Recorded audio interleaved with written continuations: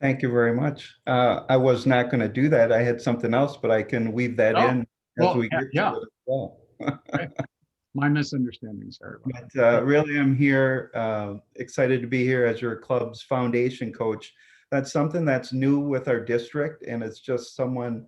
I have six clubs that I kind of coach and help all things Rotary Foundation. So I'm pleased to be here on that in that role. But especially as the past district governor, I'm honored and ecstatic to be here to share some of the great successes of this club from last year. So I want to talk about the successes for District 5960 last year first. So for the Rotary Foundation, the giving to the annual fund share program, these are the funds that come back to our district.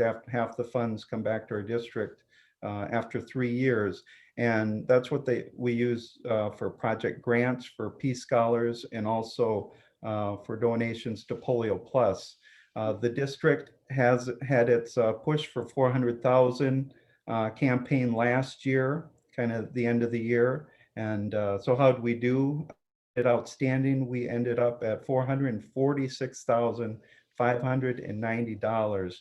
And this was the highest amount we've ever raised for the annual fund share program. That's Uh, great.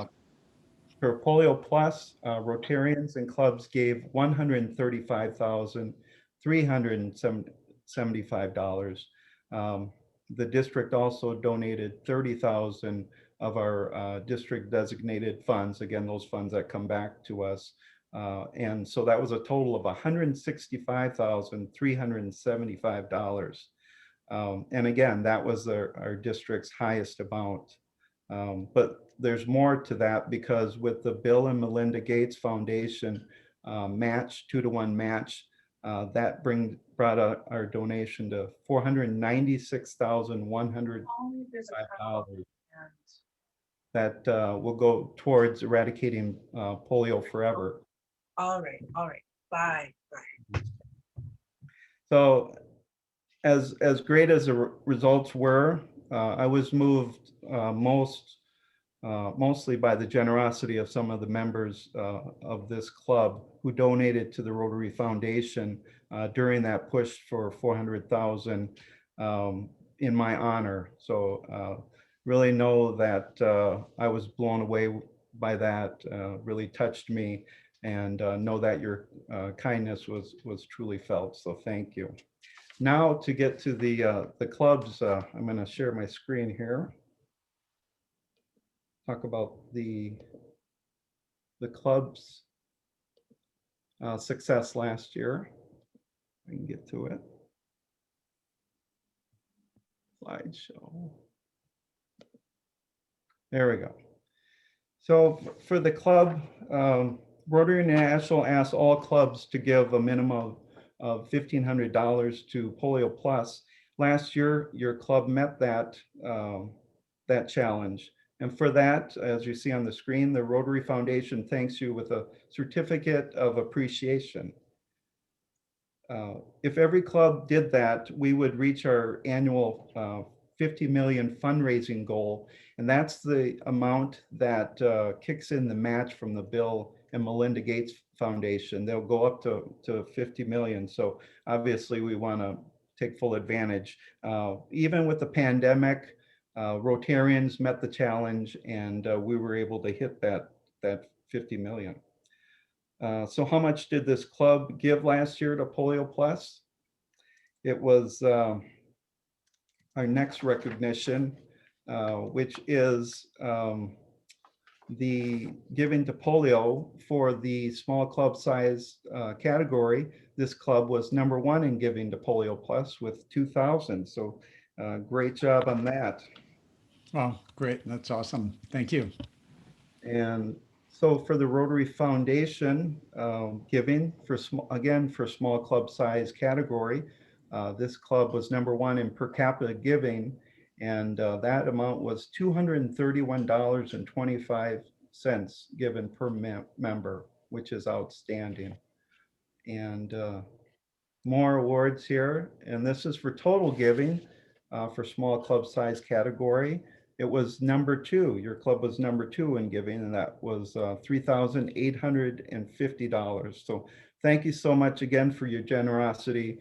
But we know it's not about the dollars, but about the positive impact those dollars make with improving people's lives and making a difference around the world.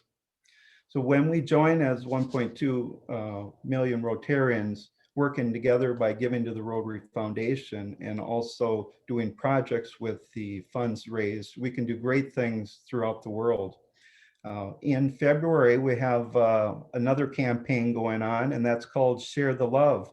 And you'll hear more about that. I think there was an email that went out earlier this week. But we're going to do a kickoff on February 1st. And also as part of that, because we didn't have our foundation banquet back in November, we're going to have kind of an awards for the foundation giving last year. So hopefully you can join, and you can hear about the successes around the district, and others can hear about your success with your giving last year. So again, thank you very much for your generosity and for always making me feel welcome here. Thanks so much, Paul. Well, just, acknowledging everyone on the call. Yeah, why don't we take ourselves off mute and round of applause. Yeah, congrats, everybody.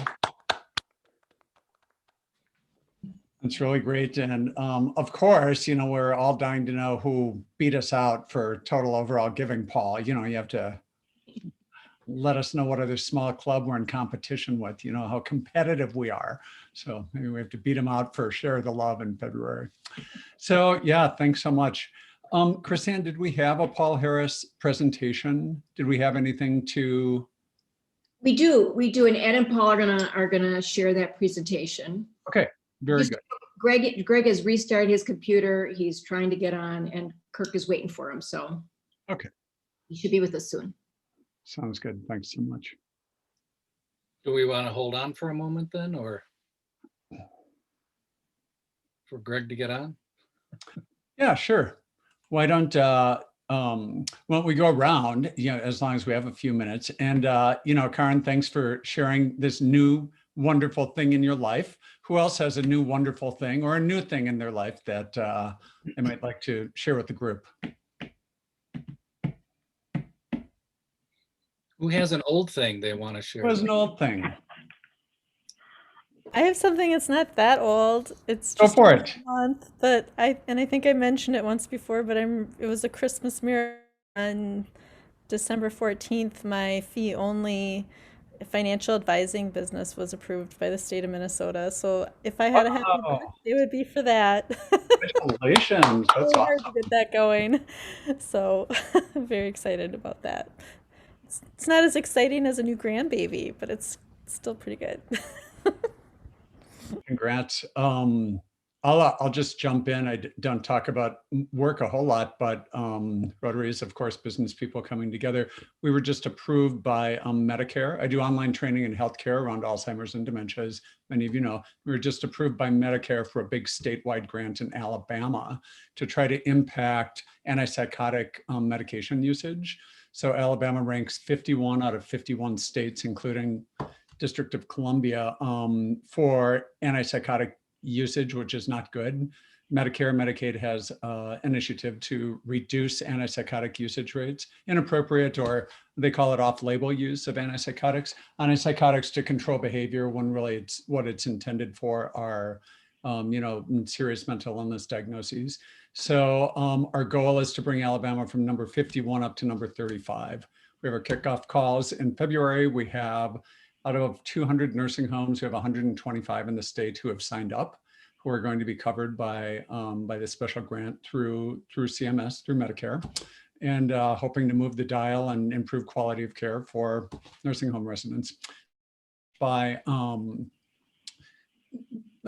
a region of Medicare, Medicaid. It's called Region 4. It's 7 states in the Southeast. So depending on how it goes, it could help to impact care more broadly in other states and maybe around the country. So it's kind of a big deal for me. I have a big kickoff call today internally, and then we have, we're doing big Zoom things on February 2nd and 4th in 2 weeks. So Congratulations. thank you. Thanks. Great. Hey, Greg, welcome. We were waiting for you to come on, so we're just going around and doing updates. Anyone else have anything new and exciting? Like, I work for an exchange company. Hmm. And one piece of good news is I'm in charge of short-term programs, and I have usually a big program now in January where a bunch of Argentinian kids come and spend 5 weeks with host families, and they shadow at high schools. And this year, of course, parents in Argentina were afraid to send their kids. Mhm. And we've had trouble finding host families here, but we do have a team of Argentinians in Richland Center, Wisconsin, a town of 5,000. And Wow. they hosted a group last year and they absolutely loved it. And the kids are here now. They arrived this week and they are in heaven. They love the cold weather. They like the snow. They think it's so cool. I mean, Yeah. These kids, like, they're the happiest bunch ever. And so at least for all of us in the company, it's like a breath of fresh air. Things are starting to come back. So that feels great. Really good news. Yeah, that's Yeah. great.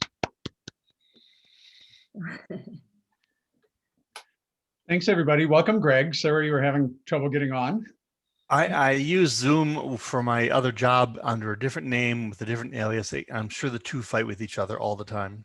If you had Allison trying to join your gang, that was me. I see. Fighting, just like you and Karen all these years, always at each other's throat, right? Always, always, always.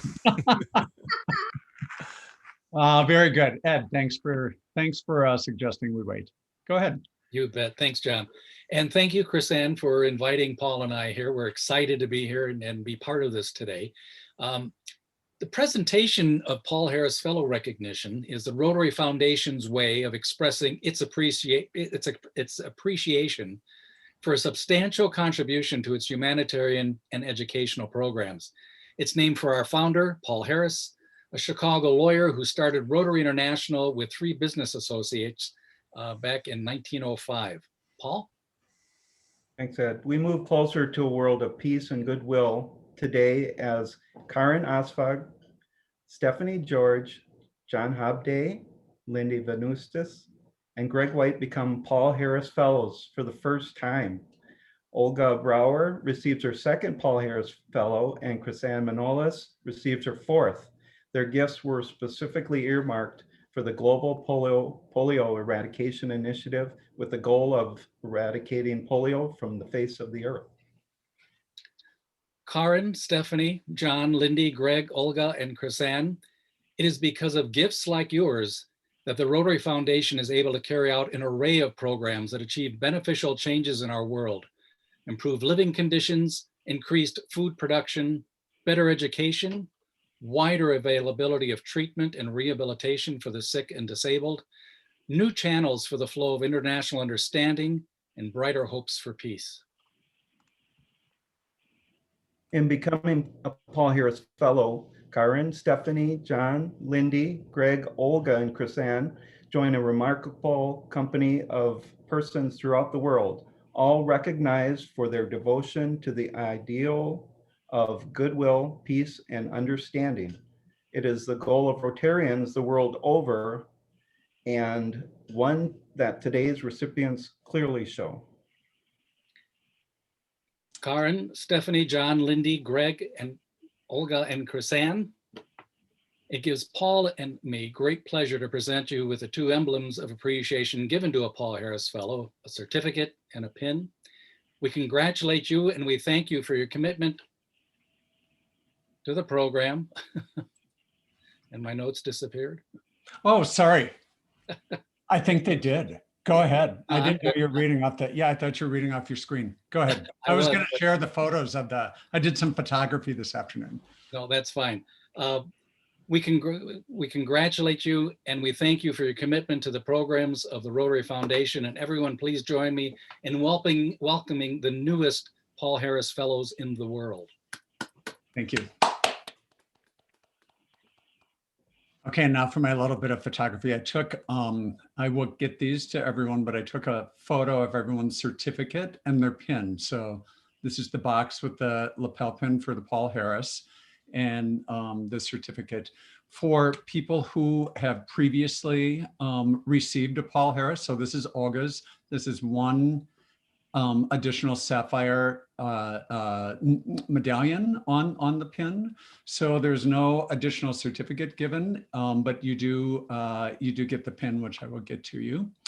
Lindy, here's yours. I can send these out as well. And I'm going to, of course, send the real, the actual ones to you. Karan, congratulations.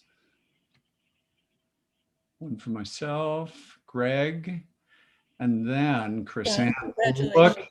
Look at those 3 sapphires for Chrisanne. And yeah, it's really cool. And it really, you know, to achieve 4 Paul Harris Fellows during your time in Rotary is really quite something. So congrats to everyone. A round of applause. Thank you, everyone. Very good. And with that, we'll go on with Greg. Greg, we have about a half hour, so I've already let the group know that I'll probably be shuffled over to next month. You're okay going today? Yes, please. Yes, I am. And thank you for vamping, John, while I was trying to figure out my computer. I still don't know what's going on, but that's okay. No problem at all. I will get your presentation set up. So these are new member introductions. We've been doing all of our members a couple of months. And so it's been a lot of fun, and especially in this virtual kind of arena where we're not sitting next to each other for breakfast or lunch every week. It's been a great way to get to know some really interesting things about people we are, you know, seeing every week. So there we go. Greg, go ahead. Thank you, John. I've asked John to control the deck. I have a different deck going with all the notes on it, and I'm not. I can normally show that the notes to myself and not to the recipients of the deck, but I'm not sure what's happening here. So John's taking care of this. John, slide 1, Gregg White, a traveler in this world. Slide 2. I have several families in my life. One of the great advantages that some of us have is that we can have FOCs, families of choice. And not always does our family of origin is wonderful, and sometimes it just can be supplemented with a family of choice. My family of origin, my father came from St. Paul, not far from where I'm located right now. He was in ROTC here at the University of Minnesota, and then went to NYU to get his MBA. It's kind of hard to remember, but before World War II, almost nobody got an MBA, and Dad went off to NYU to get it. And while in New York, he met this girl from Long Island, a girl who really wanted to enjoy Manhattan more than Long Island, and she was really into it. Mom came from Flushing in Queens. Her father was a New York City cop, a typical Irish background with all of its positives and negatives of being a Irish background. He was a cop, and that's enough said. That's an interesting thing. They were married, my mom and dad, in a chapel inside St. Patrick's Cathedral 2 days after Pearl Harbor. They literally, Dad shipped out the very next day to places unknown to my mom. My mom was sent as a war bride off to El Paso, Texas, and perhaps her husband, her new husband, would join her there. I will say that my mother never enjoyed Mexican food after that at all. They lived above a taqueria, and Mom was not into that in the least. At the end of the war, World War II, my dad came back as a colonel. He loved the Army. He loved the everything in his place, a place for everything and everything in his place condition of the Army, and that was just made for him. Mom, by that time, had 2 kids, and they lived in New Orleans. Dad was the colonel in charge of the port of embarkation from New Orleans, and they really, really loved it there. Reluctantly, my father returned to St. Paul at his father's insistence. He went into the family business. They had 2 more kids. These 2 youngest kids then contracted polio. So to the 2 district governors who are with us today, polio has been part of my family's history for all my life. Sadly, my mom died in my in my 20s. She came down with cancer when I was 23, and was really out of touch with the family after she was diagnosed. She was really quite ill, and it took her quite a while to die. My dad died almost 10 years later in my 30s, and I have no recollection. I was so envious of listening to Chris Ann talk about her family and how she knew her grandmother and the family circuit around cousins and the family circuit around grandparents. I really never met my grandparents. I did meet one grandfather, but he was not aware of me or my father for that matter at that time. And my mother made a decision, a conscientious decision, when she came to Minnesota, that she pretty much cut off all ties with the people from Long Island. I'm not really sure why, but that's not part of my thing. My families of choice, I'm putting down in chronological order. My high school buddies, they are and remain just great. I remain close to them, and their kids are part of my circle. While I go to Karn's house almost always for Christmas and Easter and Thanksgiving, whatever, I go to my high school buddies' homes probably 2 days before, 2 days after the holidays, and especially on Chaz's sons and Stephen Gale's daughter and son and their kids. They're all part of my family, and I think they're wonderful people. My high school buddies hung out at my house. My mother's theory was if the kids came to our house and played games or whatever they did in the basement, she could keep a lot better eye on them than if they were out in a car someplace or biking someplace. So mom and dad, especially mother, made our house a wonderful place to hang out. And all these high school kids hung out there. They all knew my parents, and I rarely remember going to anybody else's house. My parents were supportive of me while I was abroad, i.e., good, Greg, go be an exchange student, and later I went to college in Sweden. My parents were very supportive, but they never understood. My parents never made any attempt to go meet my Swedish families. They never went to Sweden at all. And they kind of said, oh, gee, isn't that nice, Greg? Go away, come back, fine. So going to the next slide, which is my Swedish family, John. As I've explained before, when I was an exchange student, I was lucky. I hit the jackpot when I went there. I lived in a large manor house in rural Småland. I want to say our farm was almost as big as the township is here in America. It was a really big place, and my family was really quite wonderful. Like my American family, they had 4 kids. Like my American family, they had 3 boys and 1 girl, etc. In some ways it was very similar, and in some ways it was very different. When I moved to the small town, only 11,000 people in Småland, that was the first time I was really exposed to class. Back in those days, Sweden was a very class-driven society. I could tell you by which grocery store somebody bought their groceries as to whom they voted for in the last election, and whether blue collar or white collar or aristocratic. And so happened that my family was doing their best to move from a white collar up to aristocratic. And they had, along with the manor house came a title, small title, but a title, and that was important to them.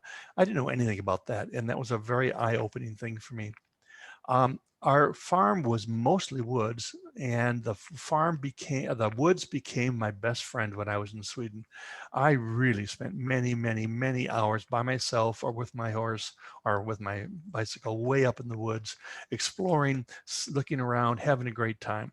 And that was wonderful for me. I still look at that woods as a great eye opener and teacher to me. I should also add that I remain close to my Swedish siblings today. I probably hear from them once every other week. That's a wonderful thing about this program.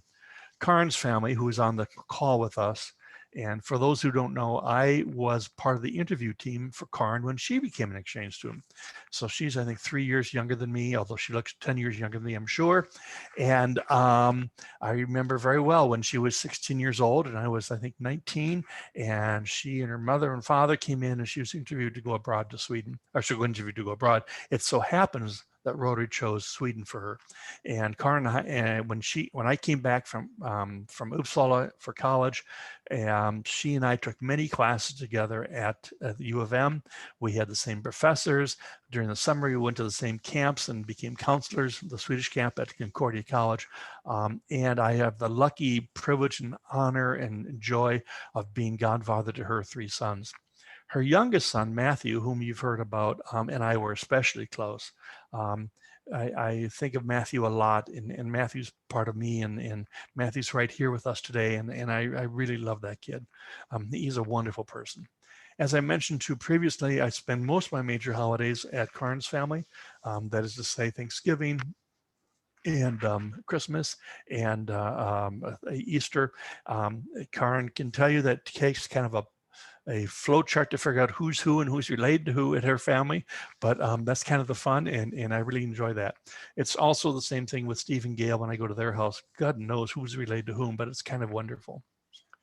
Number 5 is my age peers family. Almost all my age peers are former Rotex, or current Rotex, former exchange students. Almost all are from college. But what I have, and whether or not they're Rotex, whether or not they have been part of the Rotary family, it just so happens, I've noticed, and I didn't even try, it just occurred to me that almost all of my friends are multi or bilingual. They have lived someplace, they speak French or Japanese or Swedish or whatever it is, and they've traveled around the world, and they know what it means to be, as we just read this book, third culture people, or they have a connection to a foreign country. And that's really quite cool. I think of Ty, who perhaps is the most confusing of all. Ty, T-Y, is Ty, T-H-I, is on his father's side. He speaks, of course, he speaks Thai. He was raised in Matamidi, so he speaks English. He was an exchange student to the Faroe Islands, so he speaks Faroese, but his textbooks were in Danish because they don't print enough books in Danish. And his girlfriend was also a Rotary exchange student, but not through North Star. And she's from Brazil and went to Mexico, so she speaks Portuguese and Spanish, and of course English because she goes to school at the U of M, but her aunt lives in Quebec, so she speaks French, and when they're all done, they want to settle in Portugal. I mean, what a great way to be. What a wonderful thing. I have almost no of my age peer gay friends around me, and we'll get into that in a second, but that part of my life has disappeared. And then number 6, I have these young Rotex / mentees who are really my extended family. Most of my godsons are Rotex.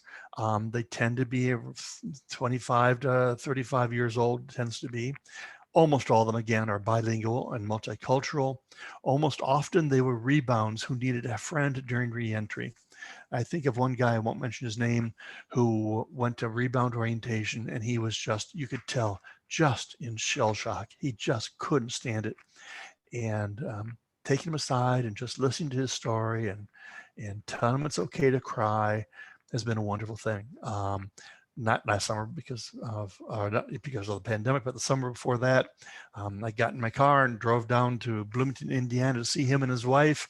And he calls me every single Sunday at 3 o'clock in the afternoon and just checks in on me and sees how I'm doing.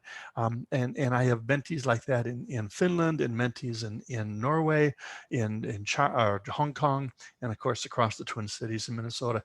And I really think that being a mentor to these people, these young people, male and female, is my purpose. That's why somebody put me here in this world. I'm here to be a listening post, whatever, and have these people be part of my extended family. I have received notes, handwritten notes, and texts, but mostly handwritten notes from parents saying, "Thank you for being part of my child's life. Thank you for helping my child when he needed a hand." We really appreciate that. I do remember very well somebody whose 2 sons went on Rotary, and the father wrote me a son saying, "Thank you for being a second father to my boys." It was really a wonderful thing for me anyway. My professional life, John, if you go down one slide, probably says professional life. Just as my father came back from the war and joined the family business, I too joined the family business for a while when my mother became ill. But the family business was just not for me. And from that, I went into nonprofit organization management. And I worked as a fundraiser and later as an executive director. Nonprofit management was strikes well with me. You got to have a purpose that you believe in to work someplace. I read a book once, do what you love, and your employment will follow. And I think that's I believe in that strongly. I've worked a lot in gay rights, civil rights for gay people. Remember, we were allowed to get married only a few short years ago. And it wasn't until 3 years ago, 4 years ago, that firing somebody just for being gay was certainly acceptable in many states across the nation.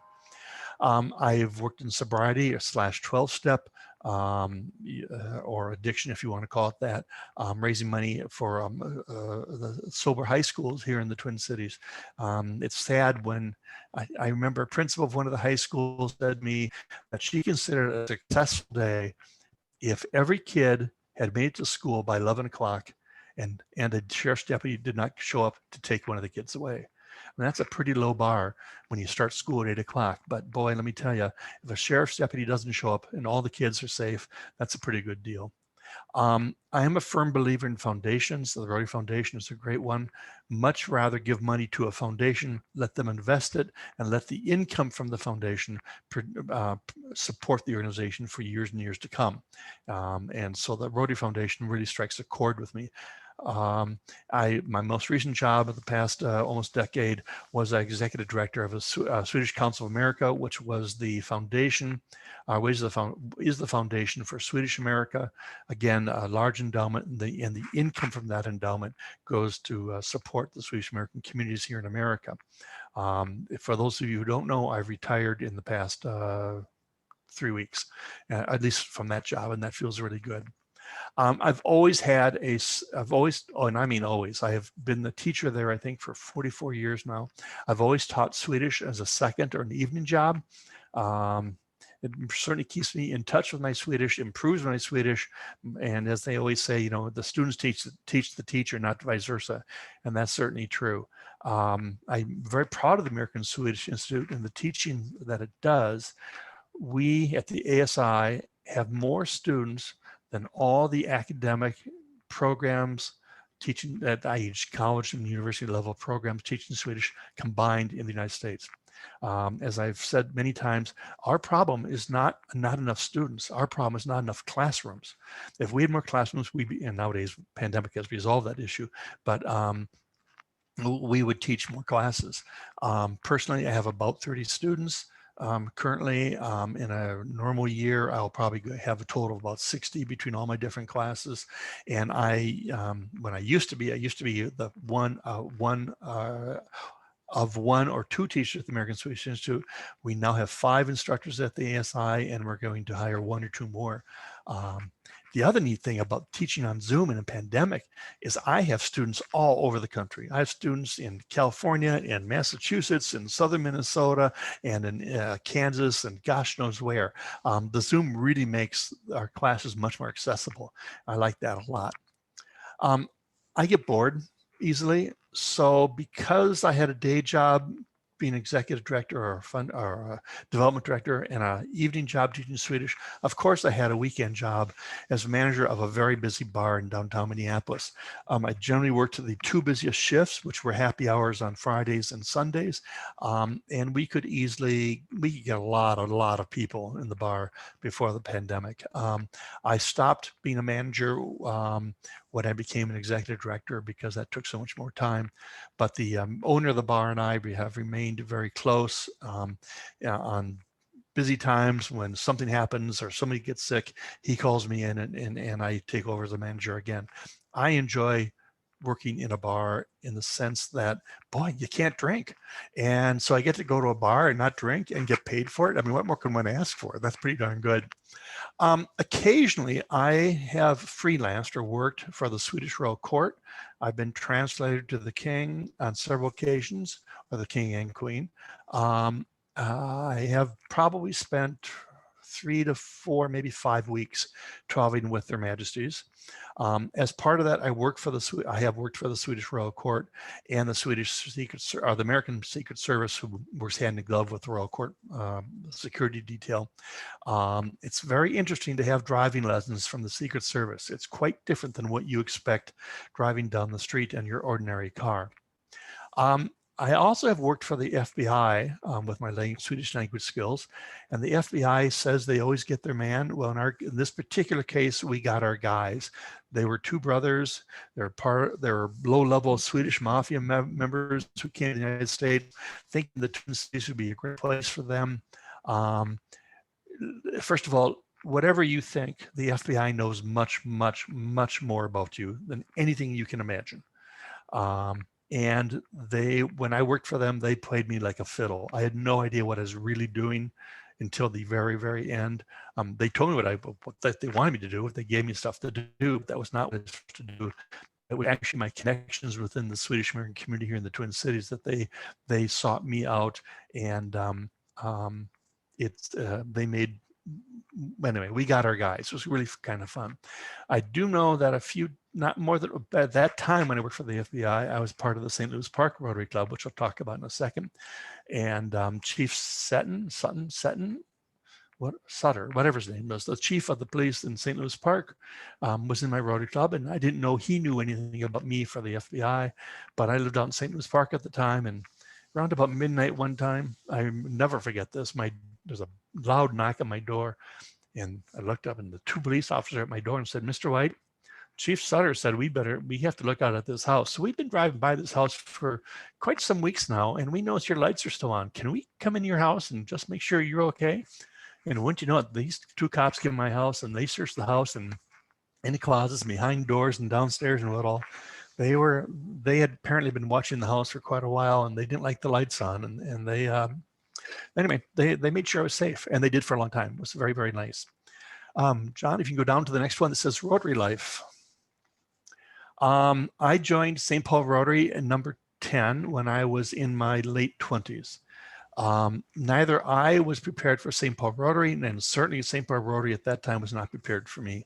That was an old man's club. It was back in the old days, and Rotary was reflecting what was going on in society. It wasn't just Rotary. Rotary wasn't a bad player. Everybody was like this.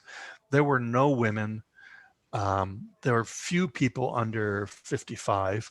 More than once I heard long discussions about, we can't let these nonprofit people in here, they shouldn't come at our club. All they want is our checks. In those days, the joke or the commonality was that people would say that Rotary owns it, Kiwanis runs it, and Lions work at it. And at least in those days, Rotary was really, at least St. Paul Rotary number 10 was really, I must say, a lot of senior active or retired people. But that was a pretty rarefied group. It was a large group. It was probably 200 members, 250 members, but they would have nothing to do with us who were in our 20s or 30s or even 40s. So we kind of sat together, as young guys, it was kind of fun. It was okay. In 1984, I transferred my employment out to Minnetonka. So I joined the St. Louis Park Rotary Club. That's where I met Chief Sutter. And that was much more enjoyable for me, being out there in St. Louis Park Rotary.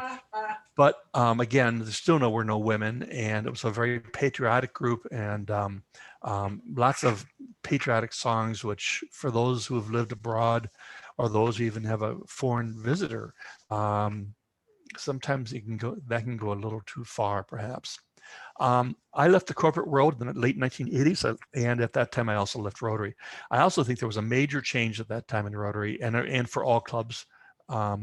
Before that, the IRS would let your corporation pay for your club and pay for your lunch, etc. And when the IRS said, we can't allow that to be deductible, I think a lot of people left Rotary at that time, and Rotary really changed, became more of the civic organization, civic-minded organization that it is today, at least in my eyes. While I was in St. Paul Rotary, by the way, I should mention this, I have been an activist for quite a while. And I appeared on the cover of GLC Voice, the gay lesbian voice of the Twin Cities. I was doing some activism, and St. Paul Rotary did not take kindly to that at all.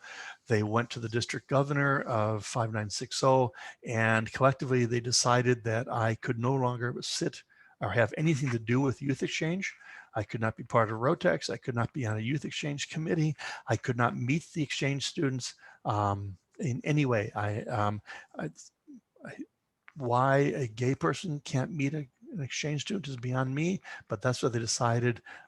St. Louis Park didn't have exchanges at that time, but my connection to Rotary was youth exchange, and between the St. Paul Rotary making that decision and St. Paul Rotary, St. Louis Park Rotary not having exchange students at that time, Rotary just was not for me. I did rejoin North Star Rotary Youth Exchange, or Rotary Youth Exchange, back in the mid-aughts, and I joined as a Rotex, not joined as a Rotarian. I quickly became country officer for either collectively or individually Sweden, Lithuania, Thailand, Faroe Islands, not Denmark in those days, several others. I forget which countries it was, and eventually sat on what was called the Porch Committee, or sometimes the Steering Committee of Rotary Youth Exchange. And I ended up as the North Star Rotex coordinator. So I was the liaison between North Star Rotex and North Star Rotary, and that was a very interesting position to be in. It just saddens me, as I'm sure everybody else on this call, that the exchange program is suffering because of the pandemic, but perhaps in a year or two, this will all come back. I became a Rotarian and rejoined Rotary as I joined the Cultural Exchange Enthusiasts, this club, about a year ago. And both because it's an e-club and because its focus is not on a city or a town, but rather on youth exchange, I think this is a really good way for me personally to be involved with Rotary. And I'm glad to be here, and I'm glad to give money to polio, and I'm glad to give support to youth exchange, and we'll see what we can do in the future. Personal life, I always knew I was gay. There was never any question about it. That goes back to pre-grade school. You know, of course, knowing that you're gay and coming out as gay are just two different things, and you know, just two totally different things. I stayed in the closet with my family until my mother had passed away. I figured my family just couldn't handle two crises at once, and so while a lot of my friends knew I was gay, I did not come out to my family. But on my first professional, that is to say, work trip to New York City in 1981, I went to literally a crowded evening type situation. I walked into a crowded bar. There must have been 300 people in the bar. I looked across the bar. There was this guy. Took me about 20 minutes to cross the many people who were having cocktails. It was a happy hour, and walking across. And I walked up to this guy and I said to him, the first thing I said to him, "I'm Greg, and you're going to be important in my life." And he looked at me and thought I was crazy. Now, I did not know at the time he was a psychiatrist, and he probably could quite validly say I was crazy. But one thing led to another. I just knew that this guy was the guy for me, and we were together for the next 9 years. And it took some dating, what all, but we had a wonderful and charmed life in New York. I lived here, kept my job with the family business, had a very, very small kind of studio apartment here, but every Friday at 3 o'clock, or every other Friday at 3 o'clock, I hopped on what was then Northwest Airlines, flew to LaGuardia, and met Keith out there and spent a long weekend in New York, and it was great. We had a house on or a apartment, I should say, on Central Park West, a small cottage out in the Hamptons before the Hamptons were hot. Keith knew the right people. I just was the partner, and I went along for the ride, and we had a great time. And then there was AIDS. And the community was decimated, I should say. Very few survived. Both my friends here in the Twin Cities, and that's why I have no age peer gay friends, because frankly they're all dead, and they died 20 years ago. And most of Keith's friends, or friends I made who I met through Keith, died also at about the same time. Keith had Kaposi sarcoma, if you are aware of that. And that seemed to be the more common way to die in New York. If you in further west you went to San Francisco, people died of cytomegalovirus, but people just died. Second to the last time that I was in San Francisco, I remember going to the Castro, and it was just dozens and dozens of men my age, men in their 30s and 40s, in wheelchairs, being wheeled around, trying to get their medicines or whatever. And God bless those people who are helping people get around. Keith died when we both were 37. Keith was 1 year older than, or 1 month older than me in 1989. That was tough, very tough. By that time, Keith was assistant commissioner for mental health in the city of New York. The memorial service was held in Park Avenue. I was the grieving survivor, and people from the city and people from our friends, they were very, very, very kind to me and to Keith's family, to Keith's parents. It was quite wonderful. My family of origin was not as generous, shall we say. Not long after Keith, I met David. We were together for 2 years. Karn knew David. David was volatile. Boy, if there was stability and wonderfulness in Keith, David was kind of the opposite, but had a certain thing, also a joy about him. Dave and I remained friends long after he broke up. In fact, he had a partner of about 10 years after Dave and I broke up. But he died in 1923 of the same thing, Kaposi sarcoma. No remaining friends. His family had disowned him a decade or so earlier, and yet they can't. How they knew, I do not know. They kind of swept. And by the way, with David, I mean, by the way, David was ill for a long time, and he really had nobody around other than me and his and a social worker, and his family arrived about 2 weeks before David died and said, no gay people here and no gay people at the funeral, go away. And, you know, we respected their wishes. After David, I met Jake, and Big Jake, I call him because there are two Jakes in my life, and Big Jake is tall. And Jake and I were together for about 10 years after David, and we remain still close. Jake called the other day, and we have a lot of, we still respect each other and have a good time. Go down to the next one. It says contributions, and that really should say contributions to society. I was on the Minnesota Retail Merchants Association. This is back when merchants included Dayton Hudson and Montgomery Ward and Sears Roebuck and J.C. Penney, etc. This was a big and powerful group. I would say that they were the second or maybe third largest business association in Minnesota at that time. And retail was important at that time, and their Walmart did not exist at that time. Of course, Walmart has killed retail since then. I was a board member for years, treasurer for a couple of years, and then I became the first 2-year chair of the organization, and I think the only 2-year chair ever of the organization. And they really extended themselves to me and I to them. One of the first things I had to do of the retail merchant MRMA was Dayton Hudson and Montgomery Ward sent me down and said, Greg, congratulations, but you got to fire our executive director. That was a hard thing to do, but we did, and he was not a happy camper, let me tell you. I was on the board of the American Swedish Institute here in the Twin Cities for 12 years. 6 years at one point, and then you had to take a break, which is a good idea. And then another 6 years. I was treasurer for about 3 years. I was treasurer when I was on the board when the current executive director or president was hired, Bruce Karstead, and I was treasurer when we made the decision to expand the American Swedish Institute and add the whole new Nelson Cultural Center and purchase the entire block. That was a big deal. That was for the ASI to triple the size of their footprint and to double the size of their buildings was a big deal. And we had to hang on to our bootstraps for that one to happen. In the mid 80s, I became a member and then treasurer of the Northland Business Association, the NBA. And the NBA was based here in the Twin Cities, and it was just like Rotary, except it was almost all gay people. We were not welcome mostly in in Rotary clubs back then, but they would not accept women, so ergo lesbians. And I remember our first meeting at the NBA, we had it at Charlie's in downtown Minneapolis. If some of you might be old enough to remember Charlie's. And Charlie's, we told them that we expected maybe 75 people.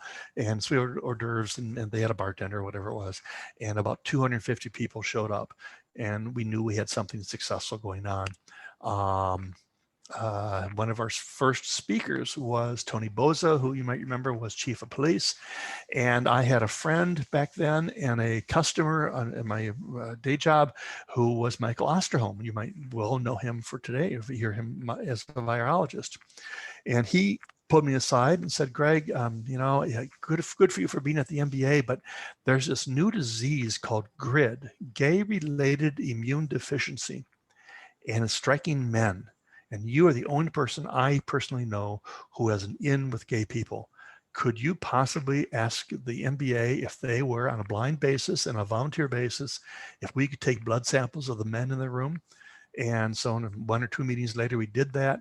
And Michael came back to me and said, Greg, this is tragic. And the results were not what we're looking for. And as we all know, the GRID became AIDS, and many, many, many people died of AIDS.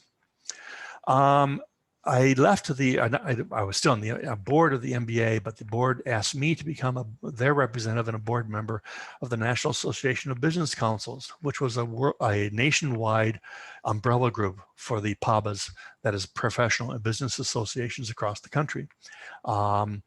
There must have been 5, 6, 7,000 people at the various PABAs across the country. I don't know how many people, but we at the NABC, we had a large board and we coordinated, just like Rotary does, large events across the nation. And again, until 1986, and then AIDS struck and everything changed. An example of it, of the 18 men and 18 women, of the 18 men who are on the National Association of Business Council board with me, by 1997, there were 2 of us left. So that is, 16 had passed and just 2 of us, Steve Desdier and I, were left. Here in the Twin Cities, I knew a fellow named Stephen Dean, and he, I doubt you know him, but he was a friend of mine. He was a friend of Brian Coyles and Kevin Mosers and a few others. And Stephen Dean said, we need gay rights in this country, and we can't do it here in the Twin Cities. But we were based here in the Twin Cities, and there was an organization called the National Association for Gay Lesbian Rights, founded by Stephen Dean. He was a great guy, tireless worker. He probably made $2,000 a year, or just nothing, pittance. And he said Twin Cities are not it. And he moved to DC, and he founded instead the Human Rights Campaign Fund, which then became the Human Rights Campaign. And people often don't realize that that was founded here in the Twin Cities. Stephen Dean did. If you were to go to the headquarters of the HRC in Washington, D.C., the first, right to your left, the first boardroom off to your left, the meeting room to your left, is the Stephen Dean room.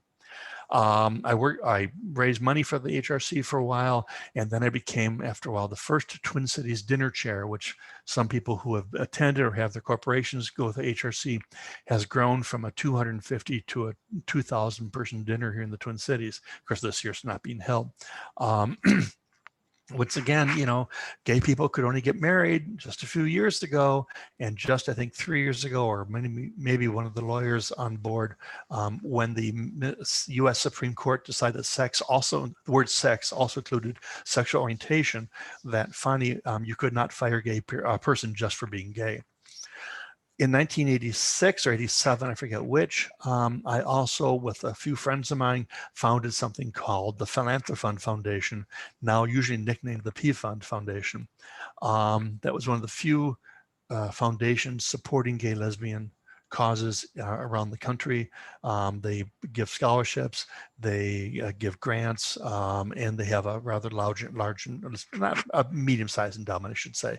The interesting thing with the Philanthropund Foundation is we went to the Minneapolis Foundation back then and said, hey, we'd like to put our money with you. And we had enough money to wet their whistle, let me tell you. And they said, sure, but you can't use the word gay or homosexual or lesbian in any of your fundraising. We moved on. And by the way, I'm now friends with the Minneapolis Foundation, and our former mayor is their head. John, we're now down to a screen called Traveler's Goals. And I didn't think about having goals here, but when I saw that Chris Ann and others had goals and values at the end, I thought, what a great idea. So my personal goal is to live independently and self-sufficiently. I don't I have a brother in assisted care, and I really want to avoid that if I possibly can. I want to continue Swedish language and culture as long as I can. I think teaching the language keeps you very bright, keeps you on the top of things, but also, gosh, I really enjoy my students. I have students from 15, 20, 30 years ago who still keep in touch with me. I enjoy that. As Karen knows, one of my personal goals has been to trek at least 3 miles in all 75 Minnesota state parks and recreation areas, and to visit all state waysides, all 9 of them, and to visit all 26 state historic sites and museums. That just sounds really wonderful to me. A few years ago, my friend Lindsay and I, we decided to visit all the state historic sites that have something to do with the the Dakota USA conflict. And that was really, really eye-opening and interesting. To go to the Lower Sioux Agency and see just how awful it is down there, it's worth it. I'd recommend that to anyone. I also, part of my goals is to visit my family in Sweden and my many friends across Norden. By the way, if you don't know what Norden is Scandinavia, Scandinavia being Sweden, Denmark, and Norway, and Norden includes Finland to the east and Iceland to the west, and then the 3 semi-autonomous states of Iceland, Faroe Islands, and Åland, which lies between Sweden and Finland. And then I'm sure I share this goal with everybody on the phone call. I want to be able to see my friends in person after the pandemic and give them all a great big hug. I just think that sounds wonderful. And then lastly, two more slides. My personal philosophy, and I know some people on this phone call may disagree with me. That's okay. That's part of life. To me, all sentient beings are divine. Yes, Jesus was divine, but so am I divine, and so are you divine, and so is Buddha divine. Buddha was divine, and the guy who's living down the street is divine. If we are aware that we exist, we are aware of ourselves, if we are aware that we were born and we are going to die, that's our divinity. However, of all sentient beings, only a few seek to find insight into their purpose in life. And those are really the special people. And I think that, frankly, youth exchange does this often to people, but also just a philosopher can have this, etc. From Aristotle to Augustine, to each and every one of you. We are all, if we seek a purpose in life, that's really where we have our greatest joys and our greatest purposes. We are asked in 12 steps to define we are invited to describe our higher power in 12 step. And I describe my higher power, and this is just mine, I'm not promoting this to anybody else, it's collective goodness. Every time somebody's good to somebody else, somebody says a nice word to their child or to their grandfather, that's really goodness. And if we put all that goodness together, that's my personal higher power. To me, if you think about string theory, which is a form of quantum physics, and the string theory says that all things vibrate, to me, acts of kindness and compassion create unending vibrations. And I mean unending. 2 billion years from now, these vibrations of goodness will continue. Your mother being kind to you, your grandmother saying something nice, your high school phy-ed teacher teaching you how to hit a ball, those are all acts of kindness, and the vibration from that kindness will continue. On the other hand, evil acts, to me, create nothing. They're like a stone cold anvil, and they just create nothing. Our last slide, yes, I think our last slide, John, is just travelers' rules for living. To me, friends are like air. If for those who've ever received an email from me, it says at the end, without friends, life is not worth living. And that was written by Cicero in the year about 200. Friends are like air. They're essential to life. And I love my friends, who be they from whatever family group they are, but my friends are essential, and that makes this pandemic especially hard. But on the other hand, Zoom makes it pretty easy. Rule number 2 for myself is I always strive to be kind. They say a good example of this was somebody talked about a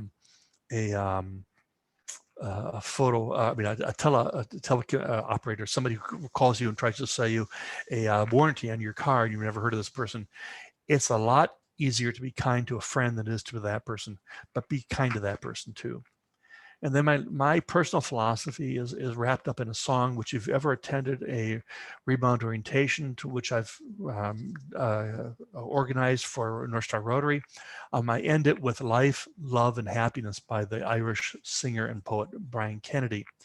And his comment is to talk about your love, your life, your happiness. If we think about all of our friends' lives and loves and happinesses, our life would be pretty darn good. So that's what I try to do. And I always ask about people's life and love and happiness. And that's kind of my rule for living. So with that, John, my slides are done.